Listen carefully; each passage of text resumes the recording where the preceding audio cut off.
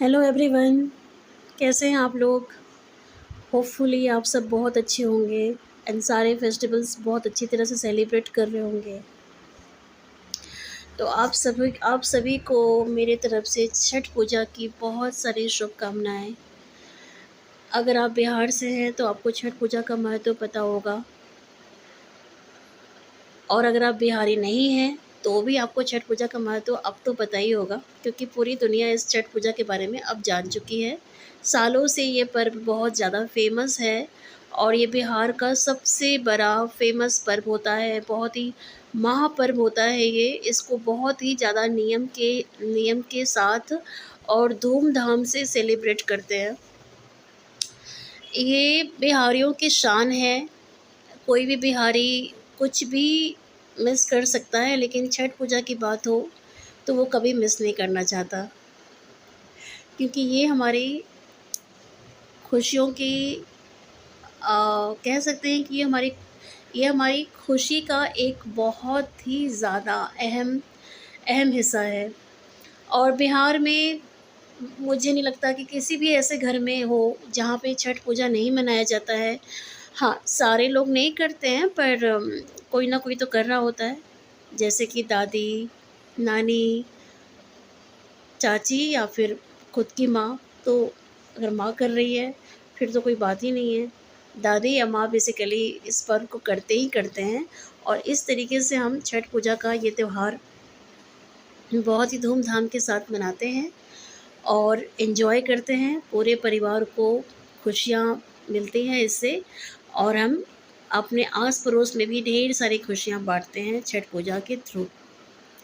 इसमें ठेकुआ बनाया जाता है और इसमें ढेर सारे फल का इस्तेमाल होता है। बहुत सारी चीज़ें यूज़ होती हैं, कच्ची हल्दी, अदरक, ईख, और एक बहुत ही अनोखा सा फल इसमें इस्तेमाल किया जाता है, जिसको गागर नींबू के नाम से हम पुकारते हैं। गागर नींबू के नाम से ये जाना जाता है। इतना मैंने आपको बता दिया है, जो कि सूप और दौरा सजाने के लिए सूप और दौरा में रखा जाता है। सूप और दौरा को सजाने के लिए किया जाता है इनका इस्तेमाल। साथ ही ठेकुआ रखा जाता है, हर एक सूप में दिया रखा जाता है, उसमें सिंदूर लगाई जाती है। उस कच्चे आटे की गोल गोल एक इसको एक चीज़ बनाई जाती है, जिनको बिहारी में बिहारी लोग इसको कचबनिया बोलते हैं।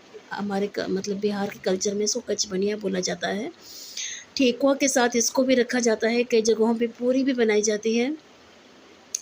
और इस तरीके से कचबनिया, ठेकुआ, पूरी अपने अपने हिसाब से अपने अपने रिवाजों के साथ चीज़ें की जाती हैं और ये सब रखी जाती हैं।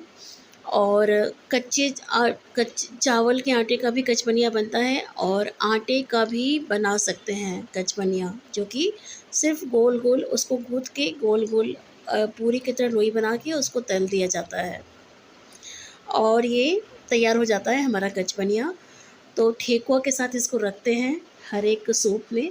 अगर कोसी करना है तो कोसी में भी हर एक ढकनी पे एक बड़ी सी ढकनी आती है, है ना, उसके ऊपर रखते हैं। और कोसी की तो तैयारी अलग होती है, वो बहुत ही ज़्यादा लेंदी है, वो डिटेल में कभी बात होगी। फ़िलहाल तो मैं बस छठ पूजा के बारे में एक सिंपल जानकारी आपको दे रही हूँ।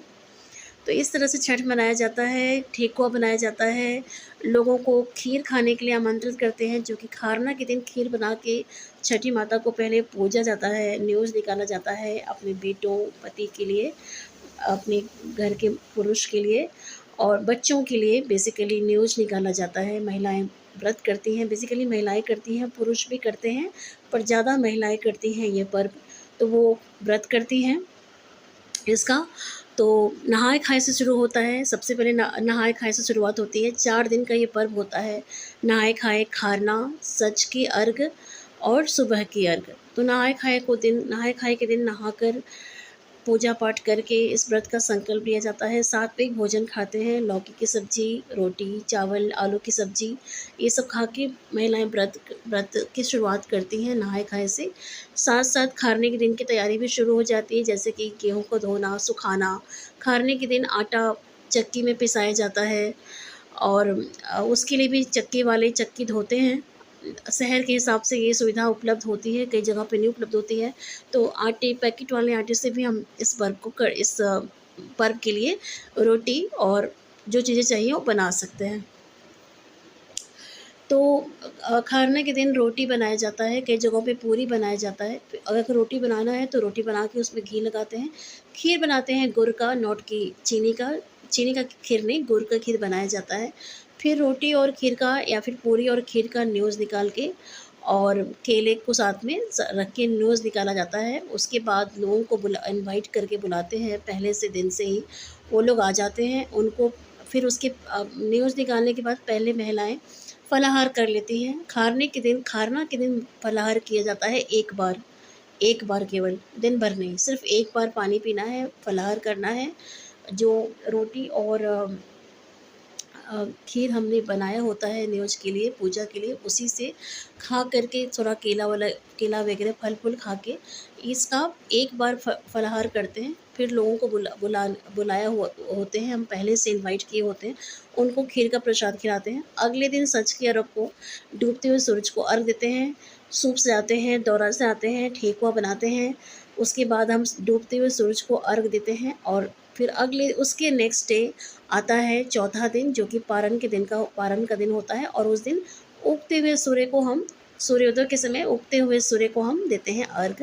और फिर उसके बाद महिलाएं यानी कि व्रती या फिर पुरुष भी, जो भी व्रती है वो इसका पारण करते हैं। इस तरह से ये छठ का पर्व मनाया जाता है, जो कि बहुत ही ज़्यादा प्रेशियस होता है हर एक बिहारी के लिए और हर एक सदस्य के लिए जिनके परिवार में छठ का पर्व मनाया जाता है। और यकीन मानिए छठ का पर्व बहुत बहुत बहुत ही ज़्यादा पवित्र और महत्वपूर्ण और प्रेशियस है, अनमोल है सभी के लिए। छठ माता और सूरज देव का आशीर्वाद हम सबको मिले, यही मैं आप सबके लिए कामना कर रही हूँ। और आप सबको एक बार फिर से छठ पूजा की बहुत बहुत शुभकामनाएं। फिर मिलूँगी बहुत जल्द आपसे एक नए वीडियो में, तब तक के लिए बाय बाय।